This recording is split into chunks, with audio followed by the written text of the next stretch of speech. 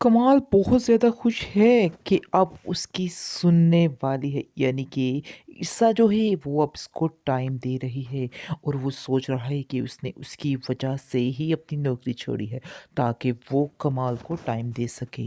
और कहीं ना कहीं ऐसा ही है, क्योंकि ईसा जो है दानियाल से दूर हो रही है और उसको ऐसा लग रहा है जैसे कमाल की बातों में हकीकत है, क्योंकि वो उस पे यकीन करने लग चुकी है और फरियाल का धोखा भी उसको नज़र आने लग गया है, क्योंकि फरियाल हर वक्त यही जताने की कोशिश में लगी रहती है कि ईसा तुम नहीं जानती हो कि हमारा पुराना वक्त कैसे गुजरा है, क्या हुआ है जिसकी वजह से ईसा को महसूस होता है कि वो उसको जानबूझकर तकलीफ देने की कोशिश कर रही है।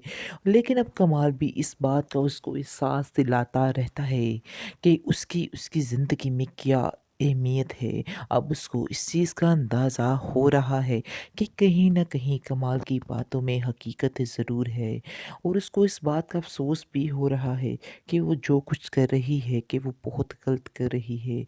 वो बहुत जल्द ये फ़ैसला भी कर लेगी कि वो दानियाल से बातचीत करना छोड़ देगी, क्योंकि दानियाल को भी उसकी कोई परवाह नहीं रही है। दानियाल भी अपनी ज़िंदगी में मगन है और वो अब अपनी ज़िंदगी में मगन होना शुरू हो चुकी है, क्योंकि दानियाल समझ चुका है कि मेरी दाल इधर नहीं गलने वाली है, यानी कि इस कंगली के पास तो कुछ भी नहीं है, तो मुझे इसके साथ रहने का, बातें करने का क्या फ़ायदा। अब मुझे पकड़ना है तो आइज़ल को पकड़ना है, उसके साथ ही सारा पैसा है और उससे ही सारा कुछ मैं हथिया सकता हूँ। इसलिए अब उसने अपना टारगेट उसको बना लिया है और वो सोचता है कि जितनी जल्दी हो सके इसको अपने अंडर करना है ताकि सारा पैसा भी मैं हथिया लूँ। लेकिन ईर्षा को भी इस बात की खुलेआम तो समझ नहीं आ रही। ईर्षा को खैर घर में काफ़ी ज़्यादा टेंशन फरियाल की पड़ी हुई है। वो दिन रात उसके बारे में ही सोचती रहती है कि आखिर ये औरत इधर क्यों रह रही है। वो बहुत परेशान है, लेकिन फरियाल ने अपने ही तमाशे शुरू किए हुए हैं, यानी कि कमाल के आगे पीछे दूसरी घूमना। तरफ फरियाल ने तमाशे शुरू किए हुए हैं और जानबूझकर कह रही है कि मैं यहाँ से जाना चाहती हूँ। मैं बहुत ज़्यादा परेशान हूँ। कैसी बातें कर रही हैं, जो सोच रही हैं बिल्कुल गलत सोच रही हैं, ऐसा कुछ भी नहीं है। आपको इधर ही रहना है और कुछ भी नहीं होना, यानी कि आप मज़ीद आपकी तबीयत ख़राब हो सकती है अगर आप इधर नहीं रहती हैं तो। इस पर वो एग्री हो जाती है और कहती है कि हाँ, मुझे भी ऐसा लगता है कि मैं जब अकेली रहती थी तो मैं काफ़ी ज़्यादा डिप्रेशन में चली गई थी। मुझे इस चीज़ का एहसास हो चुका है। आप लोगों की बहुत मेहरबानी कि आप लोगों ने मुझे इधर रख लिया है। मैं आप लोगों का एहसान कैसे उतारूँगी? लेकिन ईर्षा को समझाना ऐसे लग रहा है जैसे बहुत मुश्किल है। वो मुझे एक्सेप्ट नहीं कर रही है इस घर में। आगे से आप देखेंगे कि ईर्षा कमाल को कहती है कि मुझे ऐसा लगता है कि आजकल कुछ ज़्यादा ही आपका ध्यान उसकी तरफ हो चुका है। आपको मेरी तो कोई परवाह है ही नहीं। आखिर क्यों ऐसा हो रहा है? आगे से वो कहता है कि ये तुम्हारी सिर्फ़ और सिर्फ़ गलतफ़हमी है, इसके अलावा और कुछ भी नहीं है। क्योंकि तुम मेरे पे यकीन नहीं करती हो, इसलिए ये सब कुछ हो रहा है, और मज़ीद भी इस तरह हो सकता है क्योंकि तुम्हारे दिल में कोई एतबार वाली चीज़ ही नहीं है मेरे बारे में। वो तरह-तरह की बातें वो भी सुनाती है और वो भी इसको समझाने की कोशिश में लगा रहता है कि तुम आखिर क्यों परेशान हो रही हो? क्यों इस तरह की बातें कर रही हो? तुमने ऐसा क्या देख लिया जो तुम ऐसे कर रही हो? आगे से आप देखेंगे कि कमाल जो है वो इर्सा को कहता है, तुम क्या समझ रही हो कि तुम बहुत ज़्यादा ठीक हो, यानी कि तुम मेरे साथ बहुत सिंसियर हो। आखिर तुमने ये सब कैसे सोच लिया? अगर मैं तुमसे इस चीज़ का गिला करूँ तो फिर कैसा लगेगा तुम्हें? क्योंकि आज तक तुमने भी तो मुझे अपना शौहर समझा ही नहीं है और बिल्कुल मुझसे कट ऑफ ही रही हो। हर बात पर तंज़, हर बात पर गुस्सा, तुमने अपनी ये आदत बना ली है, इसके अलावा और कुछ भी नहीं।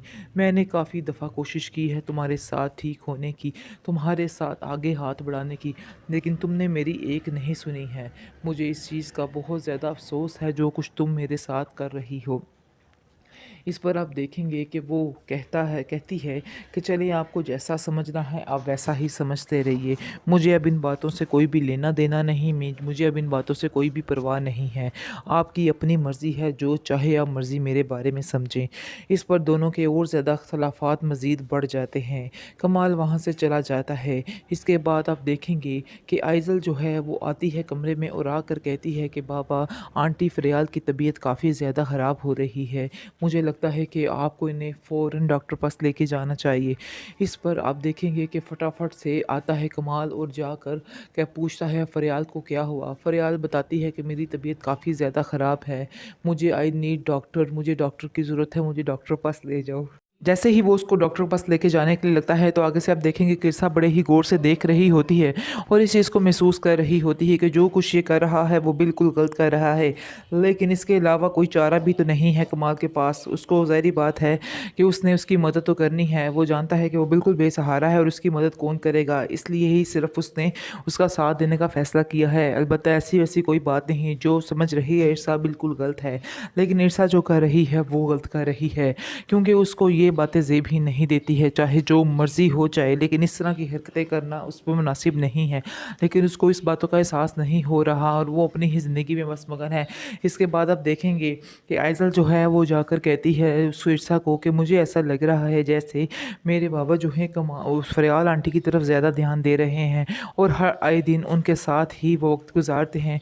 आप दोनों के दरमियान काफ़ी ज़्यादा मुझे लगता है मिसअंडरस्टैंडिंग है, जिसकी वजह से आप लोगों की कोई भी बात नहीं हो पा रही है। मैं इस चीज़ को महसूस कर रही हूँ। क्या मैं आपकी कोई मदद कर सकती हूँ? इस पर आप देखेंगे कि वो कहती है, ईसा कहती है कि नहीं, मुझे किसी की मदद की कोई ज़रूरत नहीं है और ना ही मैं ये चाहती हूँ कि कोई मेरी मदद करे। इसलिए बेहतर यही होगा कि मुझसे ये मशवरे, यानी मुझे जो दे रही हो ये तुम अपने पास ही रखो तो ही बेहतर है, वरना मामला ज़्यादा मज़ीद ख़राब हो सकता है।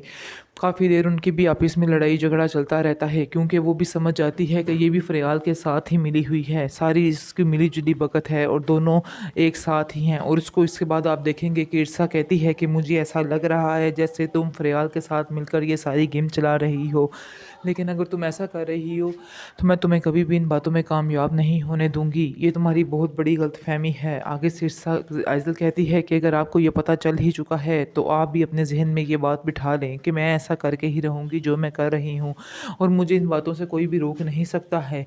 ये मेरा आपसे वादा है कि मैं आपको बहुत जल्द इस घर से निकाल कर ही सांस लूँगी। आगे से आप देखेंगे कि कहती है इरसा कि मैं इस घर में खुद भी नहीं रहना चाहती, ये तुम्हारी भी गलतफ़हमी है। तुम जो सोच रही हो वो बिल्कुल गलत है।